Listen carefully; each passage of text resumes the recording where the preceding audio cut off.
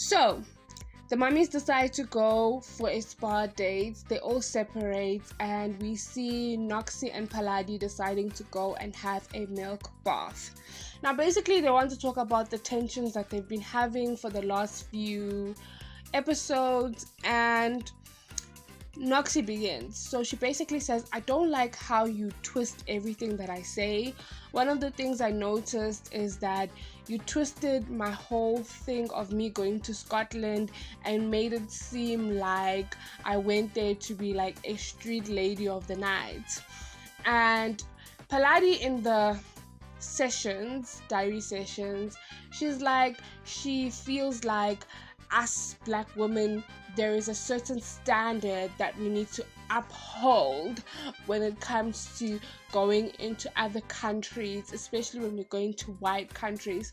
And I was like, you are the last person to be telling us about standards, my baby girl, when you yourself are a sugar baby. What standards are you upholding to the women here in South Africa? Let's not even go far, because you're a sugar baby. You didn't go to this man just because he was some regular man. You went for him because he had money and he was older. Number one. So what standards are you setting? Noxie was just basically trying to state what we all know when you go to these countries, whether it be white countries, or even when you go to China. As a black person, the harsh reality is you become like a celebrity even when you are not a celebrity, not because you are a celebrity, but because it is their first time seeing black people, especially when you say you are from Africa. You know, you become like the spotlight, and that really makes them so intrigued, you know, because they hardly see black people. So you become like an alien, and they basically want to just be near you. They want to take pictures with you. I remember seeing a TikTok of one person who was Ubering, and literally he was talking about how the whole time the guy kept video calling his family members so that they can see that he has a black person in the car, and he was so weirded out. But he's like, this is literally how it is every single day, whether I go to the shop, no matter where, I become like this fascination all over. So I definitely do feel like these women have a certain mindset, and I just wish that Noxie did not give them so much energy.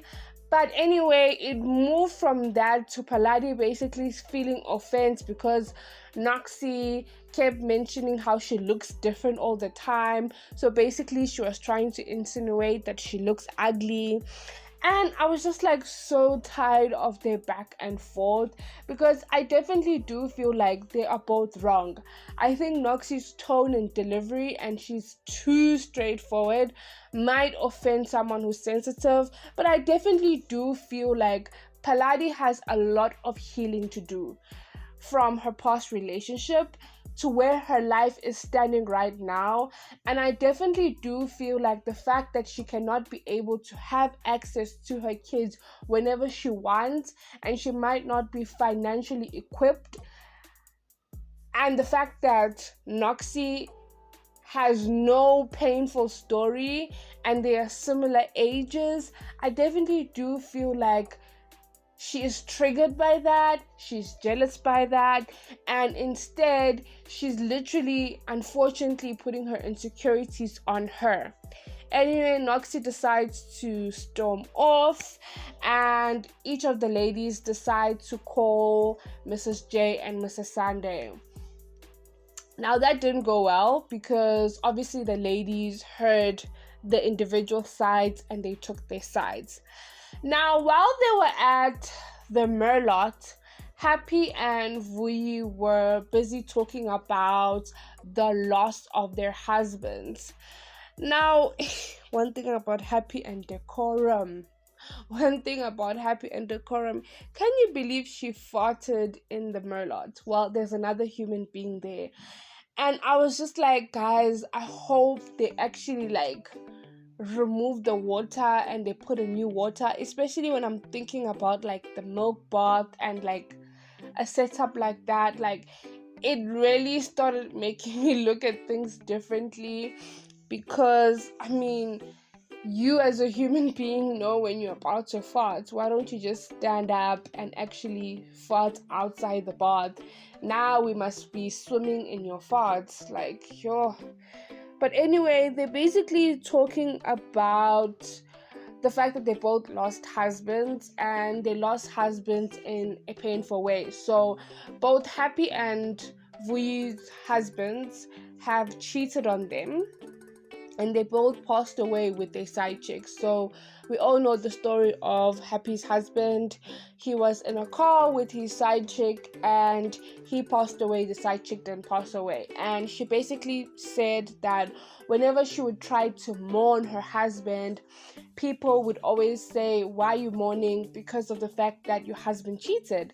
And I kind of understand where they're coming from, because people think that when you find out that your husband cheated, it basically means that, like, you wipe away all the feelings and anger starts. I remember there used to be this TikTok trend where someone would be like, they would literally look at their partner's phone to see if he cheated or not, and that will actually determine whether they will actually sulk and cry and mourn, or they will get up and move along.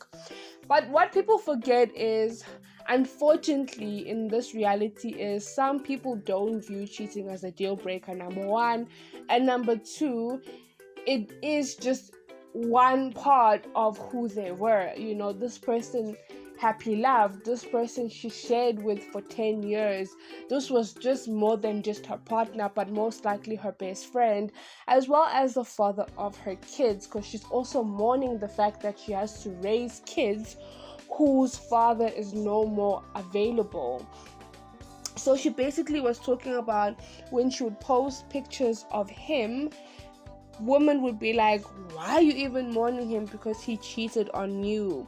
And that is where we see Vuyi get emotional, because it seems like she went through the exact same thing with her first husband, but we don't know the full details. And Happy then tells us and Vuyi that she wants to meet up with the side chick because she wants closure. She basically wants to know what actually happened before he passed away. But I don't think she's gonna get that, honestly. If I was a side chick, I would not meet up with Happy. And at the end of the day, I don't think anything that the side chick would say would actually make Happy actually happy. So anyway, they decide to have their final dinner, and that is where the ladies learn about Noxie and Paledi fighting once again. And I noticed that Vuyi and Happy were basically trying to spin everything that Noxie would say. They would change things. Vuyi was even saying, oh, that means you were doing certain things for the camera. And then later on would say, but you said you were doing things for the camera. And I like the fact that Mrs. J stood up for Noxie, basically stating how these women are just collectively fighting Noxie on one thing. And then you have hypocrite Mrs. Sunday. She basically, in my opinion, was all team against Noxie. And then I think she started realizing that, hey, the reunion is around the corner, and she was in the firing line not so long ago, and she knows how it feels when everyone would be against one person. So I definitely do think that is why she, had to act a little bit. But I'm glad that Noxie was able to see who is true and who is fake. Overall, I definitely do feel like the women are intimidated by Noxie's confidence. I definitely do think that her wit is more than these women can even fathom. These women are used to certain, the lifestyles of wine and, the baddie lifestyle, especially someone like Happy Simelane, honestly. That is why she was fighting with Nunurai, because Nunurai's form of intelligence was way above her league. And unfortunately, I don't think Noxie fits in a setting and in a group like this, honestly. But I also can say that her tone and her delivery, and she does tend to say some things which are very, very unnecessary. But what I like about her is she stands 10 toes on what she says.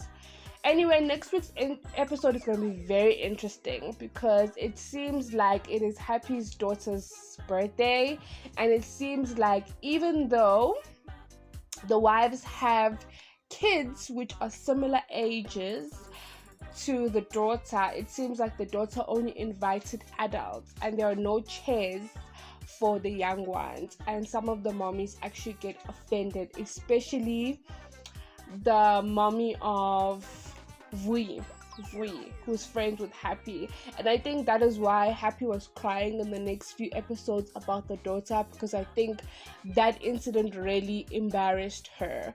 But anyway, we have come to the end of today's video. Do let me know down below your thoughts on today's episode. Please comment down below your favorite parts of the episode. We have come to the end of today's video. Mwah, mwah, mwah. Don't forget to like, subscribe, and hit that post notification bell down below. Till next time, love and light. Bye.